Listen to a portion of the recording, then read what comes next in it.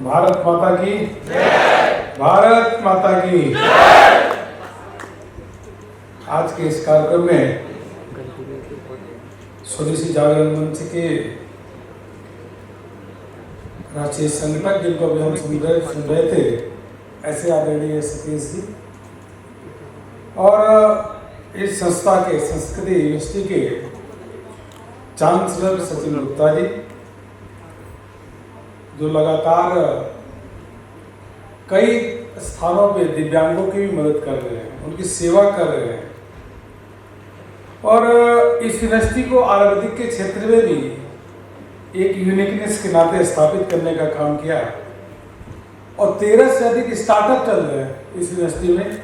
ये सचिन गुप्ता जी को भी मैं अभिनंदन भी करता हूँ और बधाई भी देता हूँ कि इस प्रकार के और स्टार्टअप चल रहे हैं। यहाँ के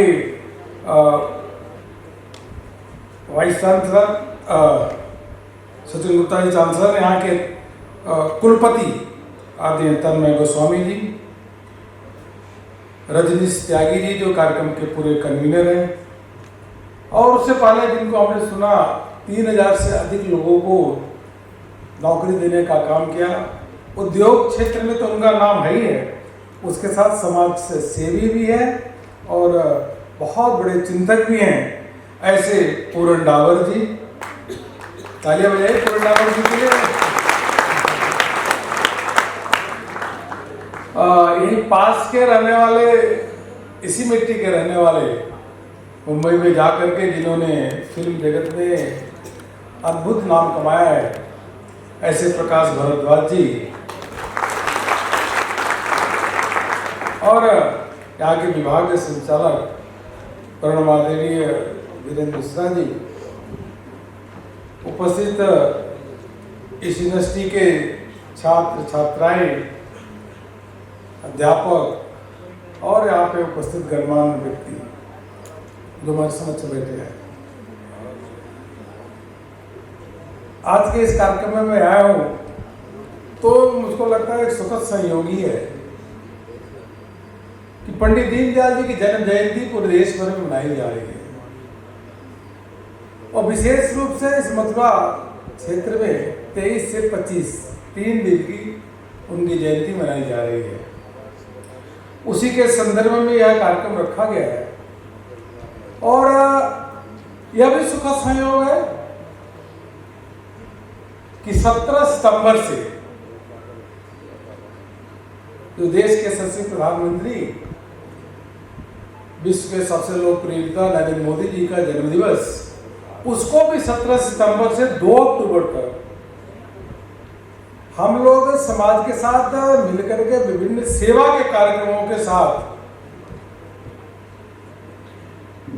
उनके जन्मदिवस को मना करके प्रधानमंत्री दीर्घायु रहे, स्वस्थ रहे, ऐसी कामना कर रहे हैं कि वह देश का नेतृत्व करते रहे। तो दोनों एक साथ हो रहा है, 17 सितंबर से 2 अक्टूबर, जिसमें पंडित दीनदयाल जी की जयंती भी है, और 2 अक्टूबर गांधी जी की जयंती है, लाल बहादुर शास्त्री की जयंती है।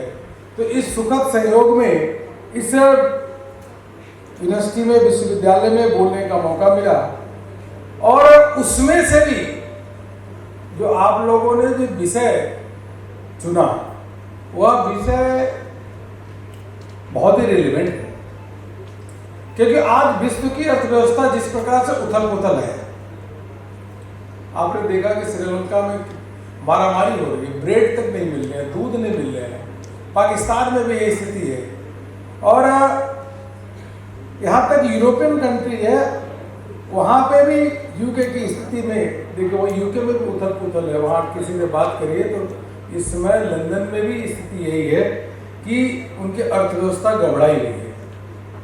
अमेरिका की अर्थव्यवस्था गड़बड़ है, बार बार जो फेड रेट, बार बार उनकी जो रेट, इंटरेस्ट रेट है, उसको बढ़ाने की बात हो रही है, लगातार बढ़ाई भी जा रही है।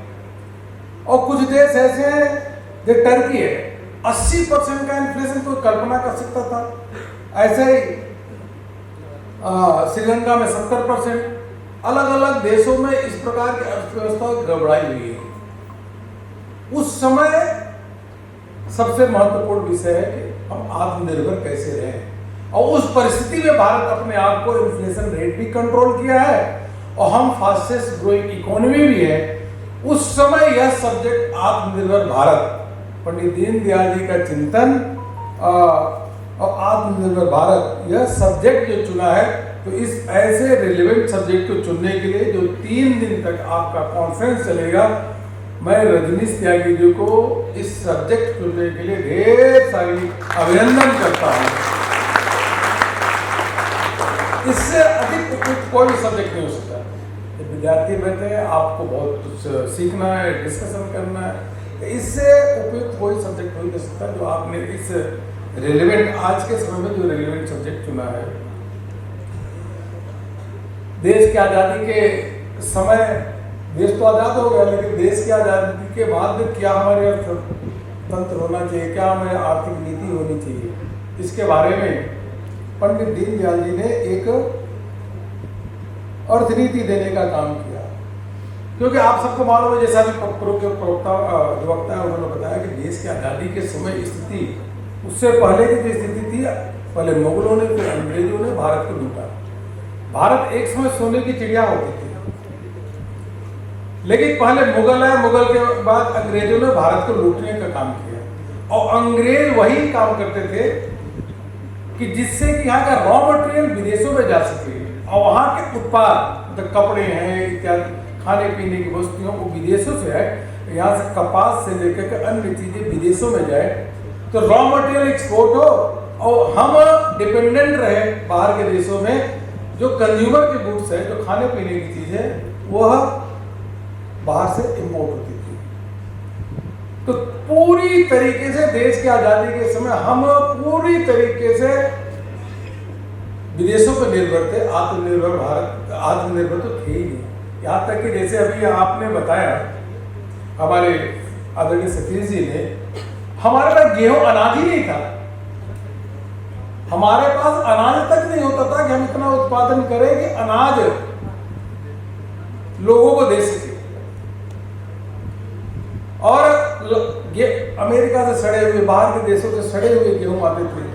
उसके बाद जो PL 480 की बात किया आपने, जब पाकिस्तान से हमारा युद्ध हुआ तो अमेरिका ने कहा कि अब आपको गेहूं नहीं देंगे, या तो आप शांति व्यवस्था, शांति या तो युद्ध विराम करो। समुद्र के तट पे सिप पड़े रहे, यहाँ खाने का अनाज नहीं था, लेकिन अमेरिका ने कहा गेहूं नहीं देंगे, अनाज नहीं देंगे। आप सोचिए हम कितने डिपेंडेंट थे। उस समय लाल बहादुर शास्त्री ने जय जवान और जय किसान का नारा किया। देश के किसानों ने यह संकल्प लिया कि अब हम अनाज उत्पादन करेंगे, अब अमेरिका या बाहर के देशों से एक भी अनाज, एक दाना अनाज नहीं लेंगे, तब जाकर के एक हमारे पास ग्रीन रिवॉल्यूशन है और उसके बाद हम आत्मनिर्भर अनाज के क्षेत्र में, फूड ग्रेन के क्षेत्र में धीरे धीरे होने लगे। और उस समय कौन सी अर्थव्यवस्था होनी चाहिए, कौन सा मॉडल अपनाना चाहिए, पंडित दीनदयाल उपाध्याय जी शुरू से बोलते थे कि हमको न पश्चिम की अर्थव्यवस्था को अडॉप्ट करना चाहिए, न कम्युनिस्ट कंट्री है उनकी अर्थव्यवस्था को अडॉप्ट करना। हमारे देश की अलग विविधता है, अलग कंस्ट्रेंट्स है, अलग रिक्वायरमेंट है। तो हमारे देश की व्यवस्था हमारे देश के अनुरूप होनी चाहिए। अर्थव्यवस्था हमारी अर्थव्यवस्था स्वदेशी होनी चाहिए, हमारी अर्थव्यवस्था स्वावलंबी भारत की होनी चाहिए। यह पंडित दीनदयाल उपाध्याय जी ने उसी समय कहा था। लेकिन पंडित दीनदयाल उपाध्याय जी ने कहा, हमारी सरकार तो थी नहीं, तो उस अर्थव्यवस्था को कौन, उस नीति को कौन अपनाता? उस समय तो कांग्रेस की सरकार होती थी। उन्होंने बड़े बड़े ऐसे उद्योग, जो उद्योग जिसमें कंपटीशन हो सकता था प्राइवेट सेक्टर का, 12 क्षेत्र ऐसे थे जो 12 क्षेत्र में ऑयल से लेके स्कूटर से लेके अलग अलग क्षेत्र, रेलवे, ये सब तो क्षेत्र है ही। ऐसे उद्योग क्षेत्र जहां पे भारत उद्योग, मतलब देश के उद्योगपति उद्योग लगा के कंपटीशन करके उसमें अच्छे उत्पाद मार्केट में ले आते, उन्होंने उन क्षेत्रों को PSU के लिए रिजर्व कर दिया। लंबे समय तक PSU को रिजर्व कर दिया। उसके साथ साथ कोटा, परमिट, मतलब आप कोई उद्योग लगाने जाएंगे तो उद्योग लगाने के लिए आपको परमिशन लेनी पड़ेगी कि यह उद्योग आप लगा सकते हैं, नहीं लगा सकते। इस प्रोडक्ट का उद्योग लगा सकते नहीं लगा सकते, यह लंबे समय तक देश की आजादी के बाद चलता रहा। 1991 का समय, 1991 के समय में, जैसे आज के समय में कई देशों में आप देख रहे हैं, 1991 में हमारे पास कच्चा तेल मंगाने के लिए पैसा नहीं था, और कच्चा तेल नहीं आता तो आपका देश की अर्थव्यवस्था या जन सामान्य को जीवन यापन कैसे होता, संभव ही नहीं था।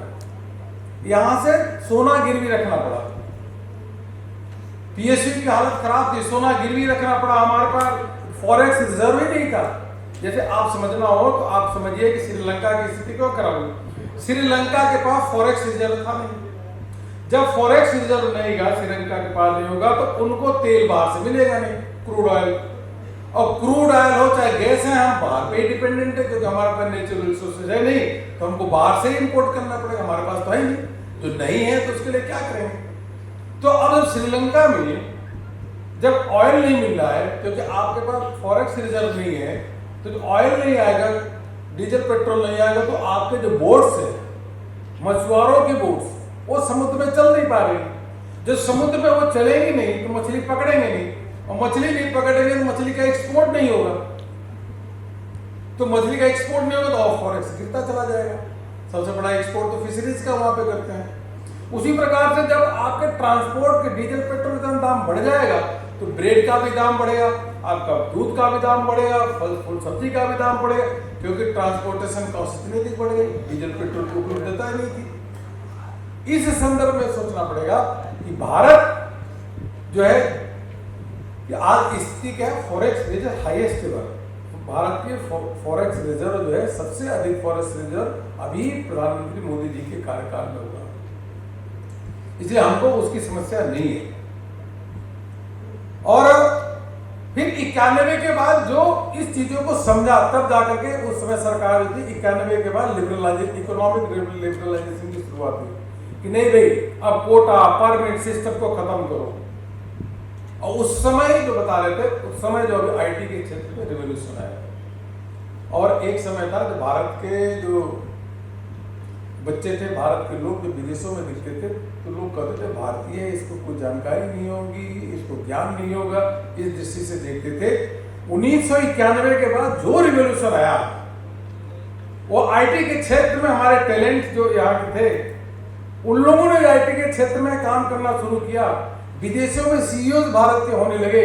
तो भारत के बारे में जब अमेरिका में, यूके में जब देखते थे तो कहते थे ये अगर भारतीय है तो बहुत ही बुद्धिमान होगा, बहुत ही टैलेंटेड होगा। यह धारणा बदली 1991 के बाद, एक धारणा बदली। फिर धीरे धीरे करके हमारा जो 2004 से 2014 तक का समय एक बहुत ही बुरा गुजरा। वो 2004 से 14 के समय में सब कुछ अंधकार में था। उद्योगपति जेल जाते थे, और जो बिजनेसमैन थे वो जेल जाते थे। आकाश पे पाताल पे 2G 3G सारे घोटाले होते थे। PEW कंपनी, उसके रिसर्च सर्वे आया, उसने कहा 10 में से 9 भारतीय नाखुश है। यहाँ के उद्योगपति तो यहाँ उद्योग लगाते नहीं थे, वो भी लगाने से डरते थे। बाहर के उद्योगपति तो यहाँ पैसा नहीं लाते थे, यहाँ के उद्योगपति थे वो भी यहाँ पे लगाने से डरते थे कि कब दुकानी हो जाएगी। तो इसलिए उस समय हमारा बिल्कुल पॉलिसी पैरालिसिस हुआ और भारत की अर्थव्यवस्था चरमराने लगी। एक अंधकार में स्थिति पैदा हुई। उस समय यह सौभाग्य, एक मैं तो कहूँ भाग्य की बात है कि उस समय देश के प्रधानमंत्री नरेंद्र मोदी जी उन्होंने कमान संभाली। उस समय भारत की तस्वीर बिल्कुल बदलनी शुरू हुई। उसके बाद जो उन्होंने नीति अपनाई, digital India, make in India, startup India, stand up India, इनके माध्यम से धीरे धीरे धीरे स्किल इंडिया, धीरे धीरे करके भारत की तस्वीर बिल्कुल बदल दी गई। अब भारत की स्थिति बहुत बदल रही है। और अगर आत्मनिर्भर भारत के बारे में आपको समझना है तो चूंकि इसके 5 स्तंभ है। प्रधानमंत्री जी कहते हैं मोदी जी कि भाई हमारे पास सामर्थ्य है, भारत के पास सामर्थ्य है, शक्ति है, भारत के पास दुनिया का बेस्ट टैलेंट है। हमको अपने क्वालिटी को इम्प्रूव करना है, सप्लाई चेन को मजबूत करना है, और सप्लाई चेन को मजबूत करके हम विश्व भर में छा जाएंगे। अपने देश की रिक्वायरमेंट पूरी करेंगे। वो कहते हैं कि इसके माध्यम से हम आगे का रास्ता प्रशस्त करेंगे। और इसके हमारी इकोनॉमी जो आत्मनिर्भर भारत की इकोनॉमी के 5 पिलर जिस पे काम हो रहा है उसके बारे में आपको समझना होगा, तभी आप देख रहे हैं कि हम कहाँ पहुंचे। अचीवमेंट्स मैं आपको बता दूंगा, लेकिन फंडामेंटल्स को समझना पड़ेगा कि हमारे 5 स्तंभ है। पहला जो हमारी एक शुद्ध अर्थव्यवस्था में क्वांटम जंप, हमारी अर्थव्यवस्था में इंक्रीमेंटल जंप नहीं, तो क्वांटम जंप की आवश्यकता है। और यही क्वांटम जंप के कारण आज भारत 5वीं अर्थव्यवस्था बनी है। भारत विश्व की फास्टेस्ट ग्रोइंग इकोनॉमी है। यह क्वांटम जंप भी तो है। $400 बिलियन से ऊपर हमारा एक्सपोर्ट हो रहा है। कोई कल्पना कर सकता था यह स्थिति? तो यह सरकार की सोच है कि हमको अर्थव्यवस्था में इंक्रीमेंटल ग्रोथ नहीं चाहिए, अब हमें क्वांटम जंप करना है। और इसी के साथ साथ आत्मनिर्भर भारत के लिए जरूरी है कि हमारा इंफ्रास्ट्रक्चर पे काम हो। हमारा इंफ्रास्ट्रक्चर वर्ल्ड क्लास होना चाहिए। जब विदेशों में जाते थे तो लोग देखते थे कितना बढ़िया चाइना की, अमेरिका की, यहाँ की, यूके की क्या सड़कें थी, क्या इंफ्रास्ट्रक्चर। हमारा तो इंफ्रास्ट्रक्चर तो स्थायी है। देश की आज़ादी के 70 साल बाद इंफ्रास्ट्रक्चर ही हमारा बिल्कुल बेकार था। तो उसके लिए पीएम गति शक्ति योजना लागू की।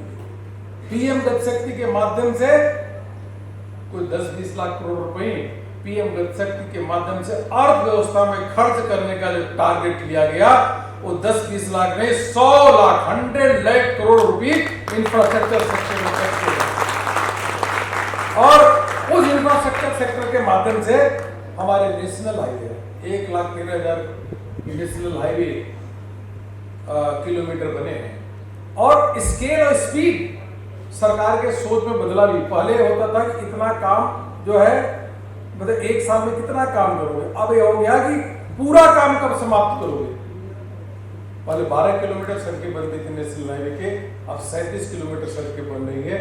अब दिल्ली से जाइए तो जो मेरठ में जाने में, दिल्ली से मेरठ जाने के लिए करीब 2.5-3 घंटे लगते थे। दिल्ली से मेरठ पहुंचने में 1 घंटे से कम समय में आप पहुंच जाते हैं। अभी 2 महीने बाद दिल्ली से जयपुर जाएंगे तो 5 घंटे 4 घंटे की जगह 2-2.5 घंटे में पहुंच जाएंगे। अभी मैं उधर से आया, दिल्ली से अगर इधर आया तो पहले हमको 4 घंटे लगते थे यहाँ आने में, इसलिए उधर यमुना एक्सप्रेस से पकड़ते थे। आज 2 घंटे में यहाँ पे आ गए। पूरे देश भर में जिस प्रकार से इंफ्रास्ट्रक्चर के संदर्भ में सड़कें बन रही हैं, आप हर जगह कहीं से कहीं पहुंचने में 2-2.5 घंटे लगते हैं। यहाँ से लखनऊ की सड़क थी। इसलिए इंफ्रास्ट्रक्चर बहुत जरूरी है। जब इंफ्रास्ट्रक्चर अच्छा होगा तभी तो उद्योग लगेंगे। 111 जलमार्ग बनाए जा रहे हैं, उसको राष्ट्रीय योजना परियोजना घोषणा की गई है कि जलमार्ग के माध्यम से भी हम ट्रांसपोर्टेशन करेंगे, जिससे सड़कों पे लोड भी कम हो और ट्रांसपोर्टेशन कॉस्ट भी कम आए। हमारे पास हवाई अड्डे कम थे। आज आधुनिक भारत में हम भारत को स्वावलंबी देखना चाहते हैं, एक जगह से दूसरी जगह हम तुरंत पहुंचना चाहते हैं। हमारी जो एक्टिविटीज है फास्ट होनी चाहिए। पहले देश की आज़ादी के बाद केवल 66 एयरपोर्ट थे, ओनली 66 एयरपोर्ट देश भर में ऑपरेशनल थे। और इन 7-8 सालों में नरेंद्र मोदी जी के नेतृत्व में देश में अब 140, पहले हमारे 74 थे, अब 140 में डबल एयरपोर्ट आपके बन गए। कहीं से कहीं आप पहुंच जाइए और तेजी से हम चाहते थे कि हम स्वावलंबी हो, लेकिन हमारे पास इंफ्रास्ट्रक्चर नहीं होगा, अगर हमारे पास पोर्ट नहीं होगा, हमारे पास जल मार्ग नहीं होगा, हमारे पास नेशनल हाईवे नहीं होगा, तो कौन उद्योग लगाएगा? हम कैसे चाइना से कंपटीशन करेंगे? हम किसी को बाध्य तो नहीं कर सकते। जैसे हम कहते हैं कि आप चाइना के सामान का उपयोग मत करिए, कहते हैं, लेकिन हम बाध्य नहीं कर सकते। आज के अखबार में जब मैं दिल्ली से चला तो 5 पेज का टाइम्स ऑफ इंडिया का अखबार जो है, उसमें 5 पेज में जो सेल लगी हुई है, जो एडवर्टाइजमेंट है, वह उसमें से 80% जो चीजें हैं चाइना की। अब कैसे किसी को बात करेंगे इन चीजों को नहीं खरीदना भाई? हम जरूर, हमको संकल्प लेना चाहिए कि आप इसको मत खरीदिए। हम आह्वान करते हैं, देश के प्रधानमंत्री भी करते हैं कि अपने देश की वस्तुओं का उपयोग करना चाहिए, स्वदेशी पे हमें गर्व होना चाहिए।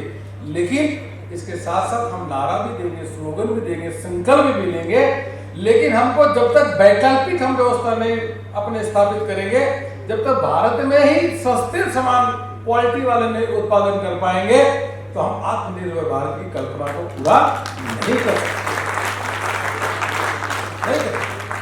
और इसीलिए हमको हाईवेज सातों सेक्टर में पीएम गति शक्ति के माध्यम से आपको कल्पना है 300 से अधिक परियोजना का प्रधानमंत्री जी ने खुद उनका समीक्षा करना, और उसके मामले में आज हमको रिजल्ट देखने का मिल जाएगा। अगला लंबा हो सकता है, अगला जो है हमारा आत्मनिर्भर भारत की आवश्यकता है कि हमारा सिस्टम इंप्रूव हो, एक ट्रांसपेरेंट सिस्टम को हम अडॉप्ट करें, डिजिटलाइजेशन को आगे बढ़ाएं। आज बताइए, ये डिजिटल इंडिया की जो प्रधानमंत्री जी ने अंबेडकर से डिजिटल इंडिया की कैंपेन लॉन्च किया, वो डिजिटल इंडिया की ही ताकत तो है कि डीबीटी के पहले लोगों के बैंक अकाउंट खुलवाए। भाई आत्मनिर्भर भारत के लिए हमें जरूरी है कि व्यक्ति भी, हमारा गरीब भी आत्मनिर्भर भारत हो, किसान भी आत्मनिर्भर भारत हो, गांव भी आत्मनिर्भर हो, सभी तो आत्मनिर्भर हो, किसान भी आत्मनिर्भर हो, महिलाएं भी आत्मनिर्भर हो, ये जरूरी है। इसीलिए उनके सबसे पहले बैंक अकाउंट खुलवाए। देश की आजादी के बाद अगर गरीबों के बैंक अकाउंट नहीं थे तो हम कैसे आत्मनिर्भर भारत की कल्पना कर सकते हैं? फाइनेंशियल इंक्लूजन नहीं था, 46 करोड़ लोगों के बैंक अकाउंट खुलाए गए। 46 करोड़, देश की आजादी के बाद 46 करोड़ बैंक अकाउंट खोले गए। और जो पहले राजीव गांधी कहते थे 85 पैसा हमारा लीकेज में चला जाता है, करप्शन में चला जाता है, और 15 पैसे ही मिलते हैं। आज हम गर्व से कह सकते हैं कि डीबीटी के माध्यम से जो बैंक अकाउंट खुले हैं, जो डिजिटल लेन देन हुआ है, डायरेक्ट डीबीटी के माध्यम से 25 लाख करोड़ रुपए, 25 लाख करोड़ रुपए ट्रांसफर हुए हैं और लाखों करोड़ रुपए की बचत हुई है। यह ट्रांसपेरेंसी है, यह कोवैक्सीन की वजह से आपने बताया, यह भी ट्रांसपेरेंसी का फेसलेस असेसमेंट हो रहे हैं। फेसलेस असेसमेंट, किसी जाने के नहीं है, इनकम टैक्स फेसलेस असेसमेंट हो रहे हैं। और उसी के साथ साथ बहुत सारे कानून है, 25,000 कानून समाप्त किए गए, 25,000 कंप्लायंसेस, जो कंप्लायंसेस थे उनको समाप्त किया गया। बहुत सारे कानून को भी समाप्त किया गया, 1400 कानून समाप्त किया। हम यही कह सकते हैं कि डिजिटल के क्षेत्र में, डिजिटल इस क्षेत्र में हम बहुत आगे बढ़े हैं और आगे बढ़ रहे हैं। विश्व का आगे हम नेतृत्व भी विश्व को भी दिखा रहे हैं कि हम किस रूप से आगे बढ़े हैं। ऑप्टिकल फाइबर से लेकर के वो हर क्षेत्र में आगे बढ़ रहा है और आगे बढ़ना है। और अगला है डेमोग्राफी। आत्मनिर्भर भारत के लिए डेमोग्राफी का हमको हमारी ताकत है। जम्मू कश्मीर से लेकर के अलग अलग आप देखेंगे नॉर्थ ईस्ट, अलग जगहों पे अलग आपको वातावरण मिलेगा। उन वातावरण को हम उपयोग करके आगे बढ़ सकते हैं और बढ़ भी रहे हैं। आप मुझे बताइए कि आज ऊर्जा के स्रोत में भारत जो हमारे सौर ऊर्जा है, इसके क्षेत्र में हम 16 गुना बढ़े हैं। 16 गुना सौर हमारे पास था, हमारे पास पर्यावरण है, सब कुछ है, लोगों को पहले से मालूम था, लेकिन हमारे सौर ऊर्जा जो ग्रीन एनर्जी कहते हैं, हम उसके लिए ध्यान ही नहीं दिए।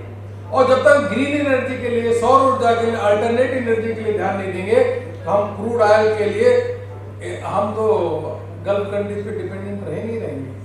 उस क्षेत्र में बहुत बड़ा काम हुआ है और उसका पूरा हम उपयोग भी कर रहे हैं और तेजी से आगे उस पर काम भी हो रहा है। और हमारी डिमांड, लास्ट पिलर है हमारी डिमांड। तो भारत तो 130 करोड़ का देशवाद है, यहाँ डिमांड की कोई कमी ही नहीं है। तो यह अर्थव्यवस्था के जो पहलू है उस पर लगातार जो आत्मनिर्भर भारत के जो 5 पिलर मैंने बताया, चूँकि आप विद्यार्थी थे, उसके साथ हम बढ़ रहे हैं, उसके मार्ग पे बढ़ रहे हैं। दीनदयाल जी का जो आत्मनिर्भर भारत की संकल्पना थी और उसको उसी के फंडामेंटल, उसी को मूल मंत्र मान करके आगे पूरा देश आगे चल रहा है। पूरा देश इसलिए मैं कर रहा हूँ, अगर एक पार्टी की 18 से अधिक, एक दल की, राजनीतिक दल की 18 से अधिक राज्यों में सरकार है, केंद्र में पूर्ण बहुमत की सरकार है, दूसरी बार पूर्ण बहुमत की सरकार है, लगातार उस दल का ग्राफ बढ़ता चला जा रहा है, लोगों में स्वीकारता बढ़ती जा रही है, विश्व के सबसे बड़ा राजनीतिक दल भी बन गया और उसके नेता विश्व के सबसे लोकप्रिय नेता भी हैं।